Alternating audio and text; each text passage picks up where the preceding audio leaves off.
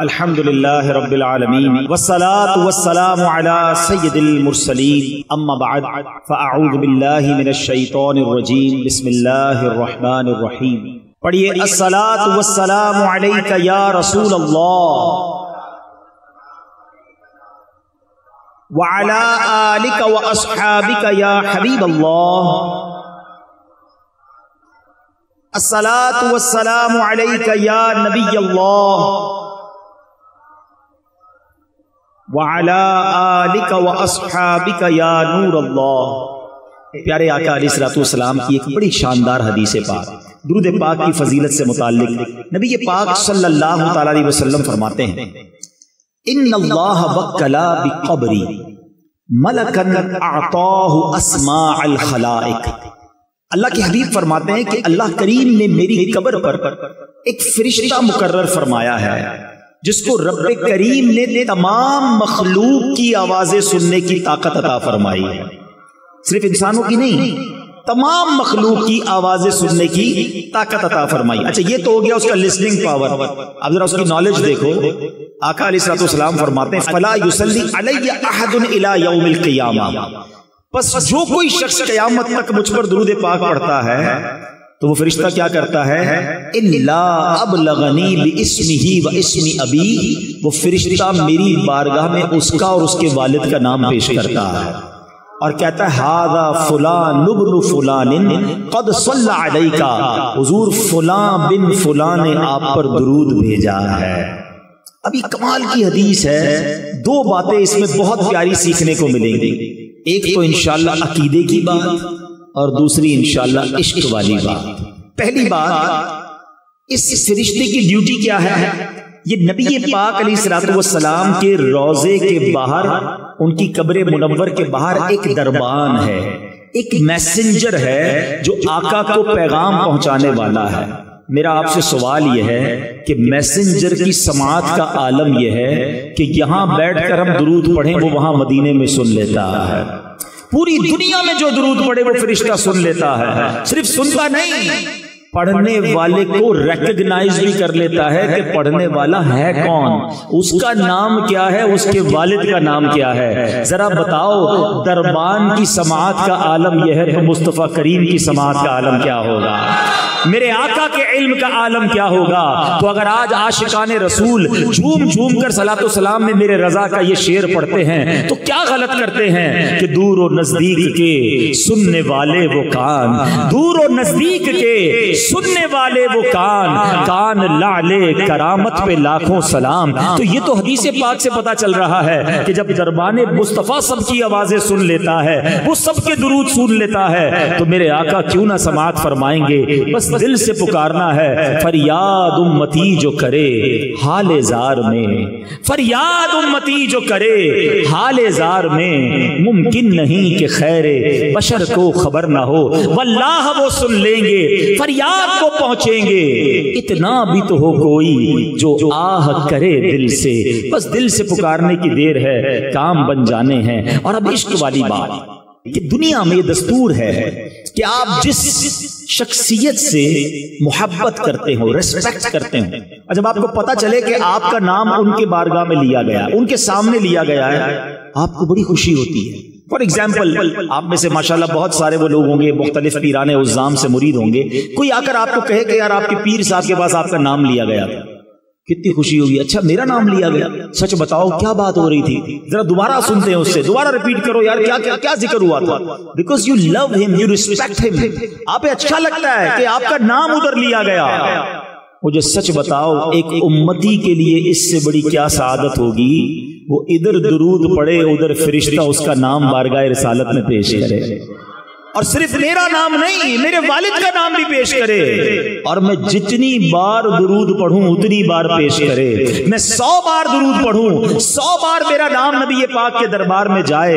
دیکھو دنیا کا بھی دستور ہے کہ جب کوئی فقیر، جب کوئی بھکاری در پہ بار بار آئے نا، ہمارے گھر پر بھی آئے، ہم کہتے ہیں یہ روز آتا ہے، اس کا کام کر دو. اللہ اکبر. جس کی حاضری روز بارگاہ رسالت میں لگتی ہوگی، جو دن میں کئی کئی بار درود پڑھتا ہوگا اور فرشتہ فرشتہ اس کا نام دربار رسالت میں پہنچاتا ہوگا، کبھی تو میرے آقا فرشتوں سے فرمائیں گے چلو میرے غلام کا کام کر دیتے ہیں۔ ہمیں روز یاد کرتا ہے، اور کیا خوبصورت بات شاعر لکھتے ہیں، ہمیں تو ایک ہی توجہ چاہیے نا، یاد رکھو اگر اٹھ گئی ایک نظر، بس ہمیں تو ایک توجہ چاہیے، آقا بس ایک بار توجہ فرما دیں، یاد رکھو اگر اٹھ گئی ایک نظر، جتنے خالی ہیں سب جام بھر جائیں گے، پھر سارے کام سیدھے ہو جانے ہیں۔ میرے بھائی یہاں بیٹھے ہوں گے جو مشکل میں ہوں گے، پریشانی میں ہوں گے، بیماری میں ہوں گے، قرضے میں ہوں گے، گھبراؤ نہیں، درود پڑھتے رہا کرو، نبی پاک کی توجہ ہونے کی دیر ہے۔ امام عشق و محبت اعلیٰ حضرت سمجھاتے ہیں، پریشان ہونا، ڈیفیکلٹی میں ہو، سنو،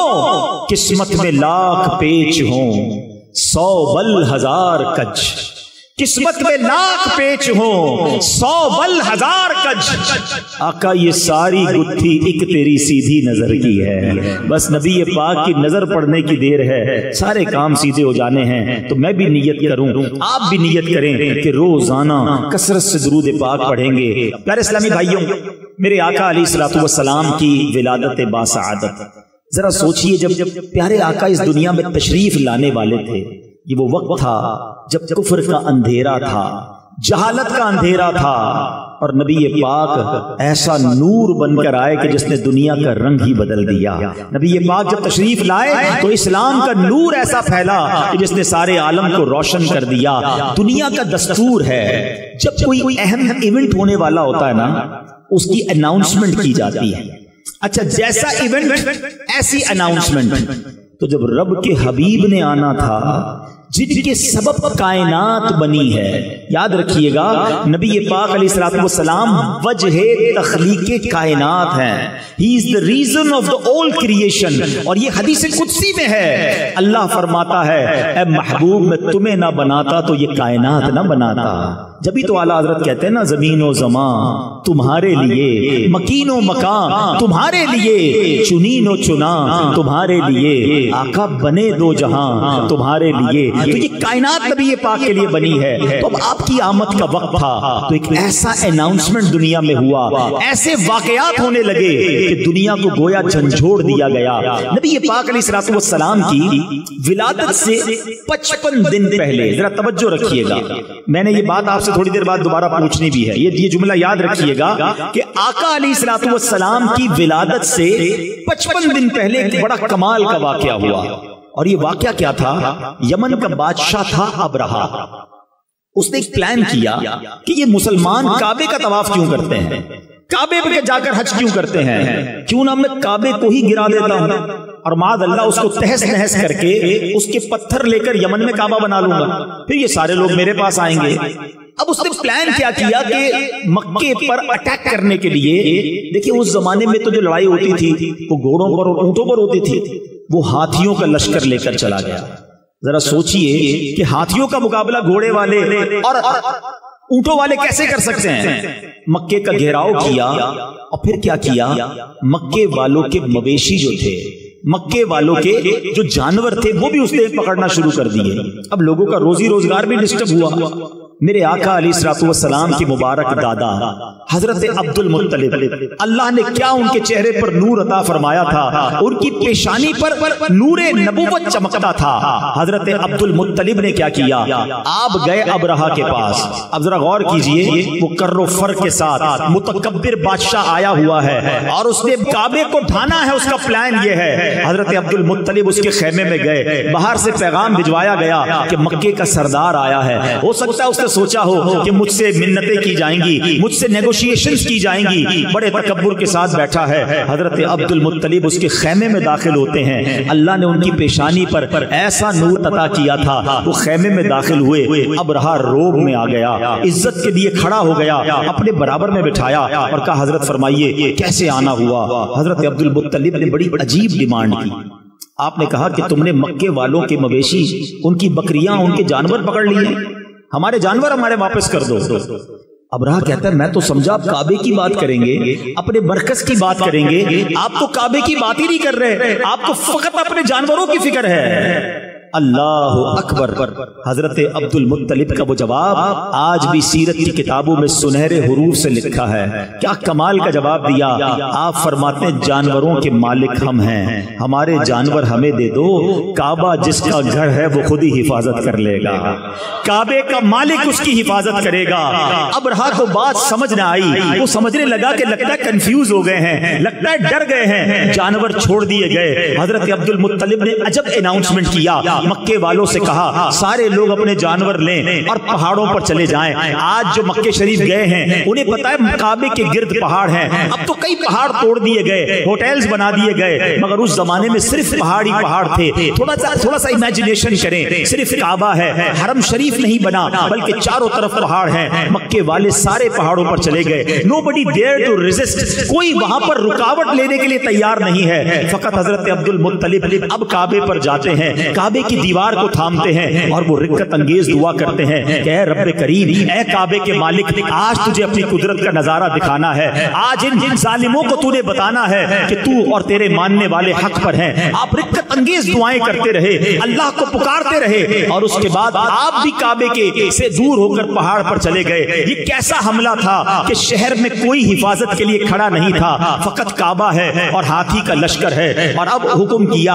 ابرہا نے آرڈر دیا کہ ہاتھی چلیں اور کعبے کو تہس نہس کر کے رکھ دیں۔ مگر اب دنیا نے ایک عجب نظارہ دیکھا، اب اللہ نے اپنی قدرت کا ایک عجب نظارہ دکھایا۔ جس ہاتھی پر ابرہا بیٹھتا تھا وہ ہاتھی اپنی جگہ سے ٹس سے بس نہیں ہو رہا تھا، کعبے کی طرف رخ کرتے تھے وہ موو نہیں کرتا تھا، اس کا رخ چینج کرتے وہ چلنا شروع کر دیتا۔ اور اب اللہ کریم نے اس کے مقابلے کے لیے کیا بھیجا؟ دنیا کا دستور ہے، آرمی کا مقابلہ آرمی کرتی ہے، نیوی کا مقابلہ نیوی کرتی ہے، ایئر فورس کے لیے ایئر کرافٹ بھیجے جاتے ہیں۔ اب ہاتھی ہیں اور مقابلے کے لیے بھیجا کیا ہے میرے رب نے؟ مٹھی میں آنے والا پرندہ ابابیل۔ ارے چیل جتنا پرندہ بھی کوئی نہ بھیجا، رب نے ابابیل کے لشکر بھیجے جو خود مٹھی میں آ جاتا ہے، جس کا اپنا وزن چند گرام ہے۔ بتاؤ اس کی چونچ اور اس کے پنجوں میں کتنا بھاری کنکر ہوگا، کتنے چھوٹے سے کنکر ہیں، مقابلہ ہاتھی سے ہے۔ اللہ اکبر۔ رب کریم نے اپنی قدرت کا کیسا نظارہ دکھایا۔ اور آج لوگ کہتے ہیں کہ فلاں سپر پاور نے جناب بڑے گائیڈڈ میزائل بنا لیے ہیں، ٹارگٹ سیٹ کر دو، میزائل جا کے وہی ہٹ کرتا ہے۔ اللہ اکبر۔ آؤ میں بتاتا ہوں 1450 سال پہلے میرے رب نے ابابیل کے ان پنجوں میں کیسے گائیڈڈ میزائل دیے تھے۔ ہر کنکر پر ہاتھی سوار کا نام لکھا تھا، اس سوار کا نام موجود تھا۔ اب یہ جب لشکر آتے ہیں اس کے بعد کیا ہوتا ہے؟ آج تک کئی بار سورہ فیل آپ نے قرآن میں پڑھی ہوگی، امام صاحب نے پڑھی ہوگی، آپ نے سنی ہوگی، مگر آج ذرا سورہ فیل کو اس واقعے کی پس منظر میں سمجھیے، مزید ایمان تازہ ہوگا۔ رب کریم قرآن مجید میں ارشاد فرماتا ہے الم تر کیف فعل ربک باصحاب الفیل۔ اس کا ترجمہ کیا ہے؟ اے محبوب کیا آپ نے نہ دیکھا کہ آپ کے رب نے ان ہاتھی والوں کا کیا حال کیا؟ میں نے بیان کے شروع میں ایک جملہ آپ کو یاد کروایا تھا، یہ واقعہ جو ہے اصحاب فیل کا نبی پاک کی ولادت سے کتنا پہلے ہوا تھا؟ ماشاءاللہ یاد ہے، یہ یاد رکھنا، یہ بڑی عقیدے کی بات بتا رہا ہوں۔ 55 ڈیز پہلے یہ واقعہ ہوا ہے، اور اللہ قرآن میں اپنے حبیب سے کہہ رہا ہے اے محبوب آپ نے نہ دیکھا؟ الم تر کیف، آقا تو دنیا میں تشریف ہی نہیں لائے تھے، اور رب اپنے حبیب سے کہہ رہا ہے اے محبوب آپ نے نہ دیکھا۔ اٹ مینز یاد اس کو دلایا جاتا ہے جو کہیں دیکھ رہا تھا، جو کہیں موجود تھا۔ اللہ اکبر۔ اب وہ حدیث پاک سنو کہ اللہ کے حبیب فرماتے ہیں میں اس وقت بھی نبی تھا جب حضرت آدم پانی اور مٹی کے درمیان تھے، میرے آقا کے نور کو اللہ نے اپنے نور سے پیدا فرمایا۔ پیارے آقا نے پوچھا ہے جبریل تم نے تو سارے نبیوں کی بارگاہ میں حاضری دی ہے، سب سے ملاقات کی ہے، بتاؤ نا کسی کو میرے جیسا بھی پایا، تمہیں میرے بارے میں کیا کہتے ہو؟ اللہ اکبر۔ جبریل امین جنہوں نے تمام انبیاء کی خدمت میں حاضری دی کیا کہتے ہیں؟ چلو یہی بات بریلی کے تاجدار کی زبانی سن لو، امام عشق و محبت کہتے ہیں یہی بولے سدرا والے چمنے جہاں کے تھالے ہیں یہی بولے سدرا والے، چمنے جہاں کے تھالے سبھی میں نے چھان ڈالے، آقا تیرے پائے کا نہ پایا، تجھے یک نے یک بنایا۔ اللہ اکبر۔ جبریل امین کہتے حضور آپ جیسا میں نے کائنات میں کوئی اور نہیں دیکھا۔ سارے نبیوں کی بارگاہ میں جبریل امین نے حاضری دی ہے، کسی کی بارگاہ میں 5 بار، کسی کی بارگاہ میں 10 بار، کچھ انبیاء کی بارگاہ میں 100 بار۔ آؤ میں بتاتا ہوں کہ نبی پاک کے دربار میں جبریل امین کتنی بار آئے، اور یہ فقط عرصہ کتنی دیر کا ہے، 23 سال کے عرصے تک حاضریاں رہیں۔ 40 سال کی عمر میں پہلی وحی ہوتی ہے، 63 سال کی عمر میں نبی پاک دنیا سے پردہ فرماتے ہیں۔ 23 ایئرز میں جبریل امین 24,000 بار نبی پاک کی بارگاہ میں حاضر ہوتے ہیں۔ 24,000 بار۔ کیوں؟ سدرۃ المنتہا سے 7ویں آسمان سے بھی اوپر روز آنا ہے اور کئی بار آنا ہے۔ مولانا حسن ندیٰ خان صاحب راز سے پردہ اٹھاتے ہیں کہ وجہ کیا ہے، اتنی بار کیوں آتے ہیں؟ فرماتے ہیں بے لکھائے یار ان کو چین آ جاتا اگر، کہتے نبی پاک کے دیدار کے بغیر انہیں چین ہی نہیں آتا تھا۔ ایک بار جلوہ جانا دیکھ لیا تھا، اب بار بار آقا کی یاد ستاتی تھی۔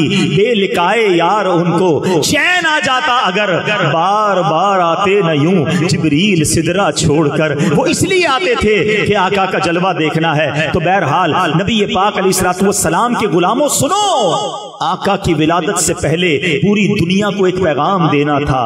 الم یجعل کیدہم فی تضلیل وارسل علیہم طیرا ابابیل۔ ارے ابابیل کے لشکر بھیجے اور انہوں نے کیا کیا؟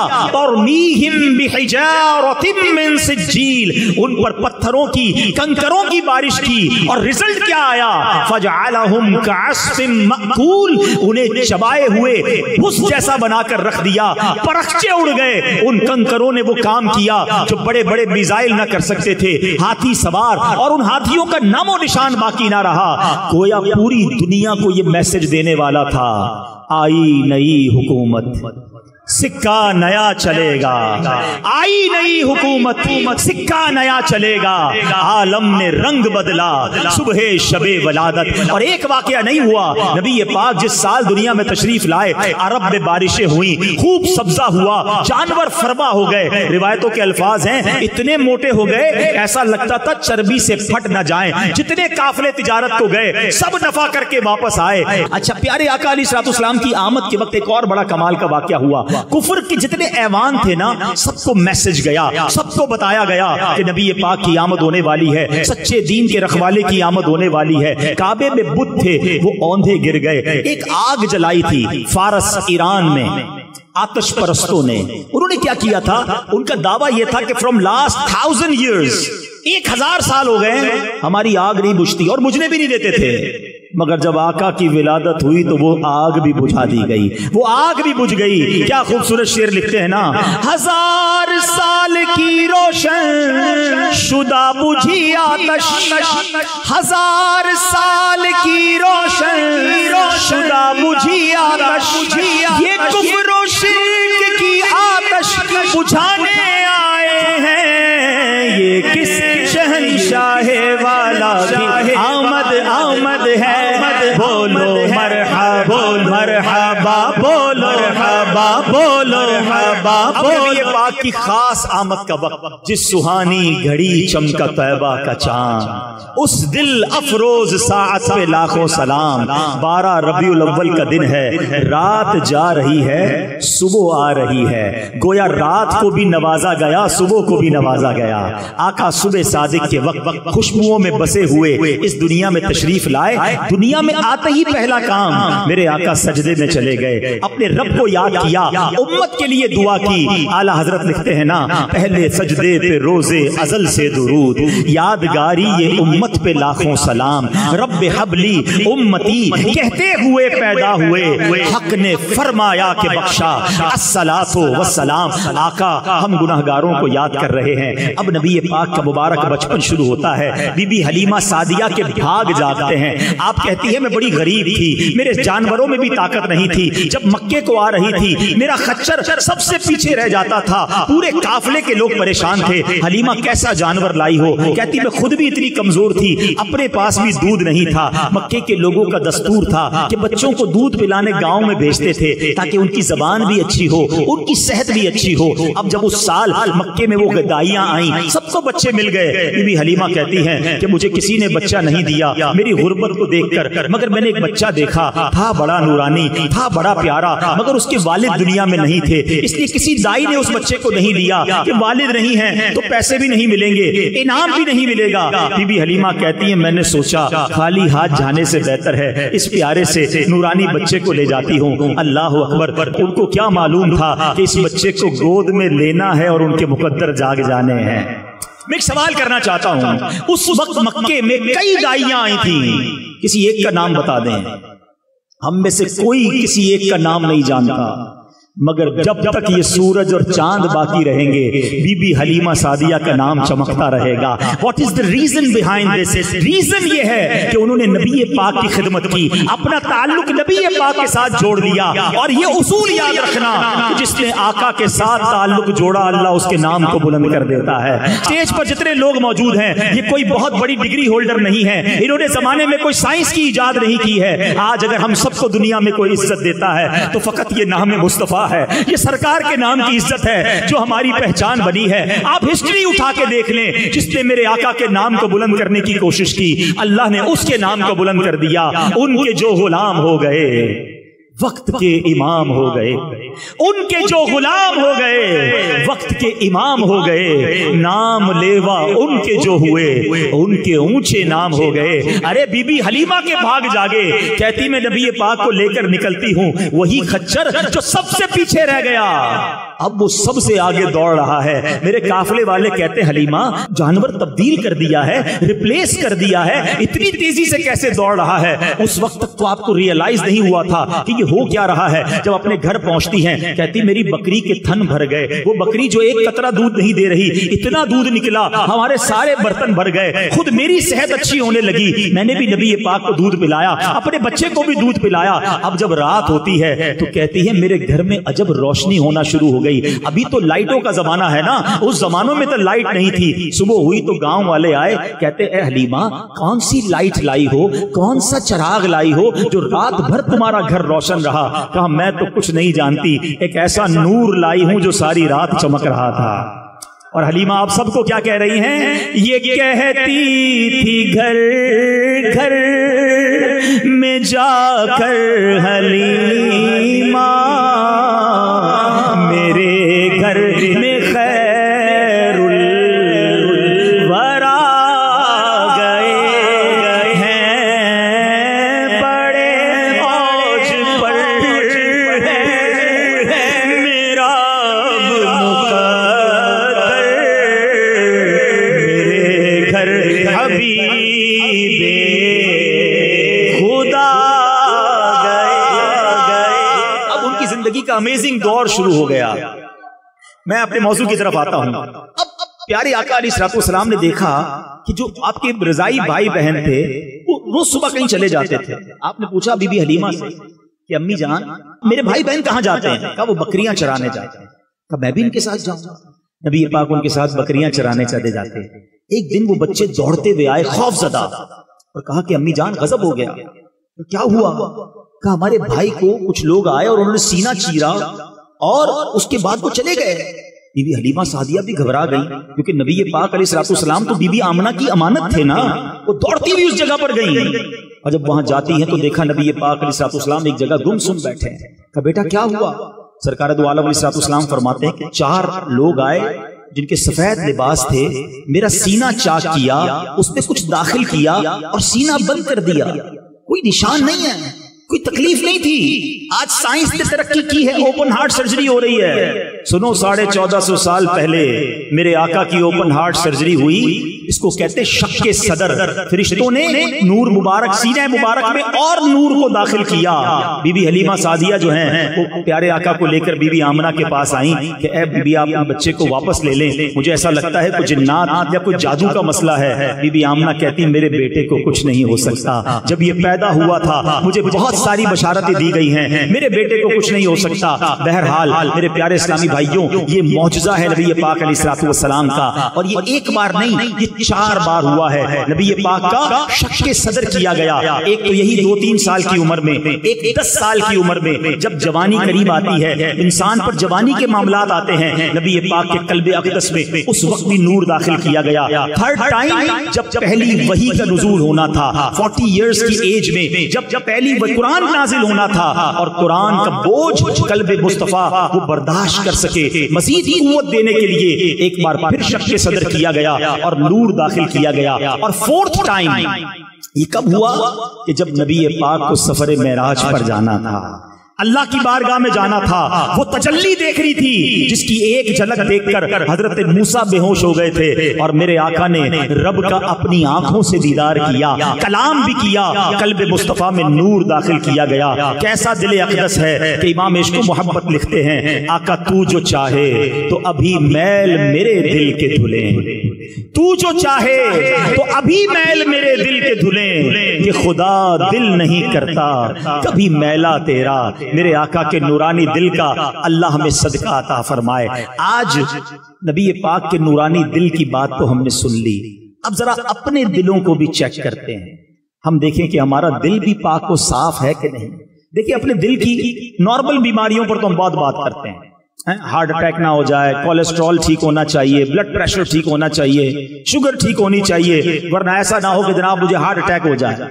अच्छी बात है, अपनी सेहत का ख्याल रखना चाहिए, लेकिन अगर दिल की बीमारी लग भी गई, एंड ऑफ द डे क्या होगा, जान चली जाएगी। मगर जिस बीमारियों का मैं जिक्र करने वाला हूं, ये वो बीमारियां हैं कि अगर वो दिल में लग गई तो ईमान जा सकता है। Now please decide which ever illness is more serious, कौन सी बीमारी जो है वो ज्यादा खतरनाक है। वो बीमारी ना जो ईमान ले सकती है। मुझे 2 साल पहले जब यह बयान का मौका मिला था, मैंने एक बीमारी पर बात की थी और वो थी तकब्बुर। आज मैं एक और बीमारी का जिक्र करने आया हूं, और जो कि हमारे माशरे में बहुत तेजी से फैल गई है, और वो है हसद। आज कौन है जो हसद से मुब्तला नहीं है? और याद रखिए हसद जो है वो इतना खतरनाक मर्ज है कि ये कायनात में सबसे पहले जो गुनाह हुए ना, अर्लीस्ट, सबसे पहले शैतान को हजरत आदम से क्या हुआ था? हसद ही तो हुआ था ना, तकब्बुर किया था और साथ हसद किया था। काबील और हाबील ये 2 भाई थे, आपस में क्या प्रॉब्लम हुआ था? हसद हुआ था। इसका मतलब ये हुआ कि ये इतनी खतरनाक बीमारी है जो भाई को भाई में से कर सकती है। भाई हसद में मुब्तला हो सकते हैं, बहनें हसद में मुब्तला हो सकती हैं, दोस्त हसद में मुब्तला हो सकते हैं। अब 2-3 बातें सुन लो कि हसद है कितना बुरा। नबी पाक अलैहिस्सलाम फरमाते, जिसका मजमून है कि जिस तरह शहद को सिरका ईलवा खराब करता है, आका फरमाते हैं हसद ईमान को ऐसे खराब कर देता है। एक जगह मेरे आका फरमाते हैं हसद ईमान मूंड देने वाली बीमारी है। नबी पाक फरमाते हैं हसद नेकियों को इस तरह खा जाता है जिस तरह आग लकड़ी को खा जाती है। आग लकड़ी को जलाएं, क्या होता है? थोड़ी देर में खाक हो जाती है ना। नेकियां इस तरह बर्बाद हो जाती हैं। हम रोजे भी रखें, नमाज भी पढ़ें, दुरूद भी पढ़ें, महफिल में भी आए हैं, सदका खैरात भी करें, और साथ हसद भी पाला हुआ है, तो सारी नेकियां तो खराब हो रही है, खत्म हो रही हैं। प्लीज हमें अपने दिल को हसद से पाक करना होगा। अब मैं आपको बताता हूं हसद की तारीफ क्या है। What is the definition of jealousy? हसद की तारीफ यह है कि बंदा, मिसाल के तौर पे किसी को कोई नेमत मिले, कोई शोहरत मिली, इज्जत मिली, दौलत मिली, खूबसूरती मिली, व्हाटएवर, इंसान ये तमन्ना करे कि इससे छीन कर ये नेमत मुझे मिल जाए। अच्छा मुझे ना मिले तो कम से कम इसकी तो बर्बाद हो जाए। ये है हसद। हसद की एक जायज किस्म भी है, इसको कहते रश्क, अरबी में कहते गिब्ता।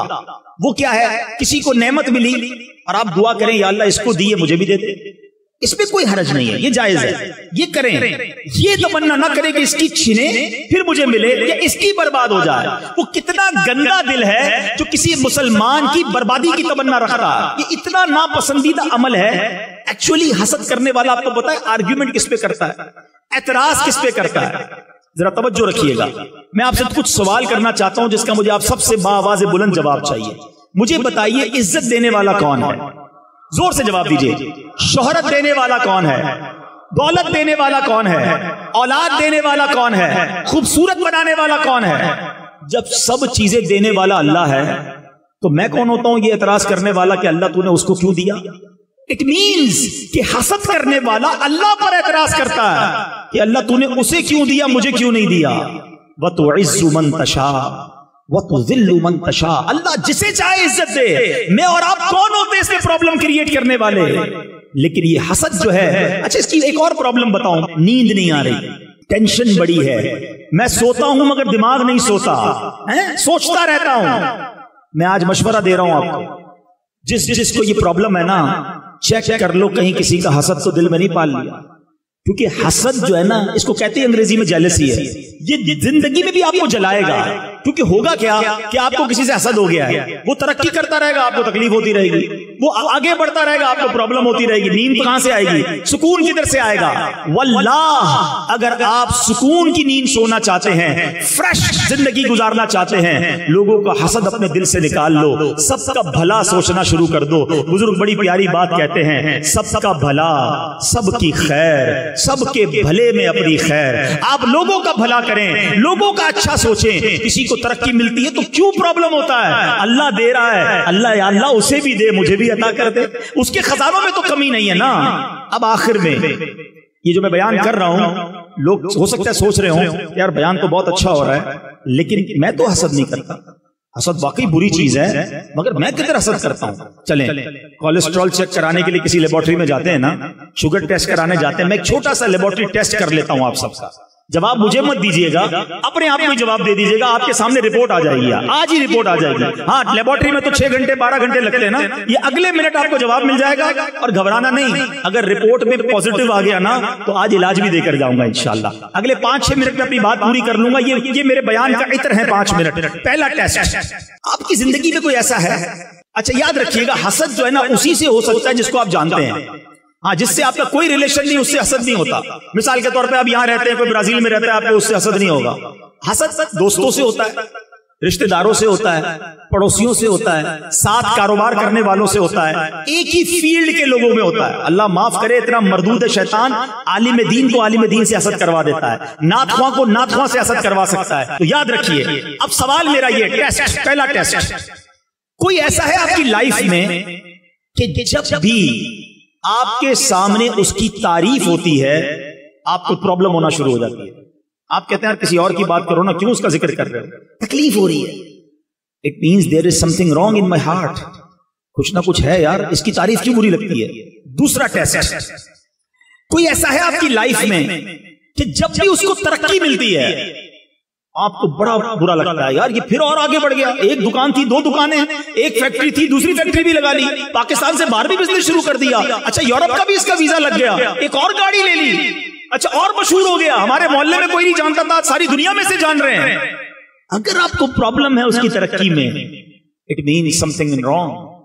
تیسرا اور آخری ٹیسٹ، کوئی ایسا ہے کہ جب اس کا کوئی نقصان ہوتا ہے، جب اس کو کوئی پرابلم ہوتی ہے، اللہ نہ کرے اس کی گاڑی لگ جائے، اس کی فیکٹری میں آگ لگ جائے، یا وہ بدنام ہو جائے، اس کے ساتھ کوئی ایسی غلطی ہو جائے اور آپ کو پتا چلتا ہے، تو آپ کو دل میں خوشی ہوتی ہے کہ یار یہ ہوا کام، مزہ آ گیا۔ ہم کون ہوتے ہیں؟ کسی کو برباد کرنے کی تمنا رکھنے والے، اللہ جسے چاہے عزت دے۔ تو اب سنو، اگر کوئی ایسا ہے کہ یار اس کا برا ہوا نا مزہ آیا، اب دل کو ٹھار پڑ گئی، اپنے دل پہ بندہ افسوس کرے، اتنا برا دل ہے میرا کہ کسی مسلمان کا نقصان ہوا اور مجھے خوشی ہو رہی ہے۔ یاد رکھو، جو کسی کا برا سوچتا ہے اس کا بھی برا ہی ہوتا ہے۔ تو یہ حسد کی میں نے آپ کو یوں سمجھے 3 ٹیسٹ بتا دیے ہیں۔ اب اگر دل میں خیال آ رہا ہے نا، سچا خیال لانا، مجھ سے چھپا لو گے، اللہ سے نہیں چھپا سکو گے۔ اگر آج دل میں یہ خیال آ رہا ہے نا کہ ہاں یار فیملی میں یا دوستوں میں یا کولیگز میں کوئی ہے ایسا جس کی تعریف اچھی نہیں لگتی، جس کی بربادی کا دل چاہتا ہے، اب سمجھ لو کہ ڈائگنوس ہو گئی ہے، پازیٹو آ گیا ہے، ٹھیک ہے. اب اس کو جلدی حل اس لیے کرنا ہے کہ اگر حل نہیں کیا نا تو میری نیکیاں روز برباد ہو رہی ہیں، آگ کی طرح لکڑی کھا رہی ہے میری. پرابلم اس کو نہیں ہے جس سے حسد ہوا ہے، پرابلم مجھے ہے کیونکہ مجھے ہو گیا نا. اب آئیے میں آپ کو علاج بتا کر اپنا بیان ختم کرتا ہوں. علاج کیا ہے؟ سب سے پہلا علاج سبحان اللہ، یہ ہر بیماری کا علاج ہے، جسمانی بیماری کا بھی علاج ہے اور روحانی بیماری کا بھی علاج ہے، اور وہ ہے دعا. اللہ سے دعا کرتے رہا، اے اللہ میرے دل کو صاف کر دے، حسد بھی نکال دے، تکبر بھی نکال دے، اے اللہ عجب بھی نکال دے، ریاکاری بھی نکال دے، اے اللہ مسلمانوں کا کینہ بھی نکال دے، گناہگار ہوں میرے دل کو پاک کر دے، تجھے محبوب پاک کے نورانی دل کا واسطہ میرے دل کو اجیالا کر دے. رو رو کے اللہ سے دعا مانگتے رہا کرو، وہ کریم ہے، نگاہ رحمت فرمائے گا، یہ دل صاف ہو جائے گا. یہ پہلا علاج. دوسرا علاج جو کہ تھوڑا سا مشکل ہے، انجیکشن بھی تو تکلیف دیتا ہے نا، یہ سمجھ لو کہ انجیکشن بتا رہا ہوں، وہ یہ ہے کہ آپ کو جس سے حسد ہو گیا ہے نا آپ اس کو تحفہ دیں. اب آپ کہیں گے مولانا صاحب بندہ پہلے ہی اچھا نہیں لگتا، آپ کہہ رہے ہیں اس کو تحفہ دیں. ہاں کیوں؟ کیونکہ میرے آقا کی حدیث ہے، تحفہ دو تحادو تحابو، تحفہ دو گے محبت بڑھے گی، تو آپ تحفہ دیں. اچھا ایک گڑبڑ یہ نہیں کرنا کہ آج بیان سنا اور کل جائے اس کے پاس، یار وہ مولانا صاحب نے سمجھایا تھا مجھے آپ سے بڑا حسد تھا، آج تحفہ لے کر آیا ہوں، تو معاملہ اور خراب ہو جائے گا. بھائی بغیر بتائے تحفہ دینا ہے، ہاں اس کو پتا نہ چلے. آپ تحفہ دیں تاکہ محبت پیدا ہو. بیماری میرے اندر ہے جو مجھے نکالنی ہے. ایک آخری علاج لے لو، وہ کیا ہے؟ What ever problem you have in your mind. آپ کو کسی کی دولت سے پرابلم ہوتا ہے، یار یہ پیسے والا ہو گیا میں غریب، پرابلم ہے نا، اب اس کی دولت کے لیے دعا کریں، یا اللہ اس کی دولت میں اور برکت دے. پھر وہی یار مجھے پہلے ہی پرابلم ہے، آپ کہہ رہے ہیں میں اس کی دولت کے لیے دعا کروں، یہ اینٹی بائیوٹک ہے. ہاں لیکن اس کا فائدہ بتاؤں گا. آپ کو کسی کی شہرت سے پرابلم ہے، یہ اتنا مشہور ہو گیا، آپ دعا کریں یا اللہ اس کی عزت میں اور برکت ڈالے. آپ کو کسی کے چہرے سے پرابلم ہے، یار اتنا خوبصورت ہے، یا اللہ اس کے حسن میں اور برکت دے. ہے مشکل، جب آپ دعا کریں گے نا آپ کو لگے گا یار دل پر بڑا بھاری پڑ رہا ہے، یہی تو علاج ہے. لیکن ہوگا کیا اینڈ آف دا ڈے کہ جب کوئی آ کر آپ کو خبر دے گا نا یار وہ اور ترقی کر گیا، اس کا کاروبار اور بڑھ گیا، تو آپ کے دل سے جواب آئے گا میں بھی تو دعا کرتا تھا اس کے لیے، بڑھنا ہی تھا، اللہ کی رحمت سے اور بڑھ جائے. تو ہمیشہ یاد رکھیں جب کی کسی مسلمان کی ترقی کی خبر ملے نا آپ نے یہی کہنا یا اللہ اسے اور ترقی دے اور مجھے بھی ساتھ دے دے، میرے رب کے خزانے بھرے ہوئے ہیں. آج تو پرابلم یہ کہ ساتھ کھاتے ہیں، ساتھ بیٹھتے ہیں، ساتھ روز ہوتے ہیں اور پتہ بھی نہیں چلتا. کوئی دوست آ کر کہنا نئی گاڑی لی ہے، اچھا بھائی دکھاؤ تو صحیح کون سا ماڈل ہے، یہ والا ماڈل، اچھا یار ذرا مٹھائی تو کھلاؤ، مٹھائی بھی کھا لیں گے. جیسے ہی گاڑی لے کر آگے جائے گا سود کے پیسوں سے لیو. اپنے گھر پہ کسی نے دعوت کی، شاندار دعوت، نیا گھر بنایا ہے، بریانی بھی کھائی، کھانا بھی کھایا، جیسے ہی باہر نکلے یہ 2 نمبر کے پیسوں سے گھر بنایا. تمہیں پرابلم کیا ہے؟ اللہ اسے ترقی دے رہا ہے. ہم کیوں تکلیف میں آتے ہیں کسی کی نعمت پر؟ خوش ہونا سیکھو، آپ خود پرسکون ہو جاؤ گے، آپ خود ریلیکس ہو جاؤ گے. یہ حسد اتنی بری بیماری ہے، یہ وہ بیماری ہے جس کو صاف کرنا بہت ضروری ہے. تو بہرحال میرے پیارے اسلامی بھائیوں، آج میں نے سیرت مصطفیٰ صلی اللہ علیہ وسلم کے کچھ پہلوؤں کو بیان کیا، نبی پاک کے نورانی دل کا ذکر کیا، اور ساتھ ایک ایسی بیماری جو ہمارے معاشرے کو کھوکھلا کر رہی ہے. مسلمان ایک دوسرے کے خیر خواہ ہونے چاہیے تھے، مگر آج حسد کی وجہ سے ایک دوسرے کے دشمن بنے ہوئے ہیں. وہ دشمن بھی ایسا ہے جو سامنے نہیں آتا، دل ہی دل میں برا چاہ رہا ہے. یہ اسلام نہیں ہے، یہ نبی پاک کی سنت نہیں ہے. مسلمان کی خیر خواہی کیجئے، مسلمان کا بھلا سوچئے. اب اگلی زندگی میرے آقا کی سنتوں کے مطابق گزاریں گے. اللہ مجھے اور آپ کو سنتوں پر عمل کرنے والا، 5 وقت نماز پڑھنے والا اور ان برائیوں سے پاک دل والا بنا دے. ایسی پیاری باتیں دعوت اسلامی کے پیارے ماحول میں سکھائی جاتی ہیں. پلیز اگر آپ اس طرح کی سپیچز اور سننا چاہتے ہیں تو مدنی چینل دیکھیے، جہاں اپنی فیملی کے ساتھ آپ بیٹھ کر انشاءاللہ پوری فیملی کو چینج ہوتا ہوا دیکھیں گے. جس کو موقع ملے وہ دعوت اسلامی کے مرکز فیضان مدینہ آئیں. اللہ کریم ہمیں مبارک محفلوں کی برکت نصیب فرمائے. آمین بجاہ النبی الامین صلی اللہ تعالی علیہ وسلم. میرے اعمال کی اصلاح کرم سے